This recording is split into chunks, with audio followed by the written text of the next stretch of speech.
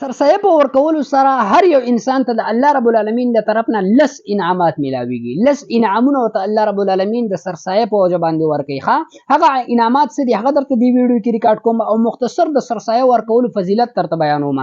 ګورئ جی د سرسایه فضیلت دا دی چې نبی له صلوات و سلام فرمایي چې په رمضان مبارک کې په روزو کې دغه شان دي په مانځ کې په تلاوتونو ذکر اذکار کې کم کمې راغلي نو د دې په ذریعہ باندې هغه کمې الله رب العالمین پوره کوي. مختصر معمولی شیز دی لیکن کار په الله رب العالمین دومره ډیر وکي چې د دې کمې چې کم دی هغه په دې سره هغه بالکل الله رب العالمین پوره کوي.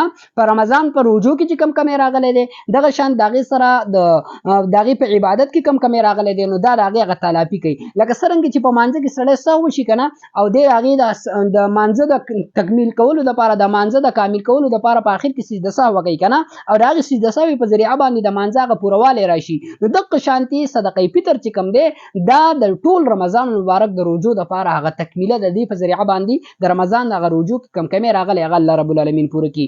لس انعامات په الله رب العالمین ورکي. د سرسایه په ورکولو باندې الله رب العالمین سو انعامات ورکي لس انعامات ورکي. ګوره د ټولو نه اول چې کم دی زما عزتمندو بدن د ګناهونو نه بالکل صفاشي یو انعام. دویم انعام د جهنم نه ورل د جهنم د اور نه ول الله رب العالمین ازادي ورکي. نمبر 3 روزه قبل الله رب العالمین. دریم سره الله رب العالمین ول روزه قبل. سلورم د جنت مستحق ګرځي. دا انسان سرسایه ورکون کې د جنت مستحق ګرځي. پنځم د قبر نه په امان وي. د قبر د عذاب نه په امان وي. الله رب العالمین د قبر د عذاب نه دته محفوظ کی.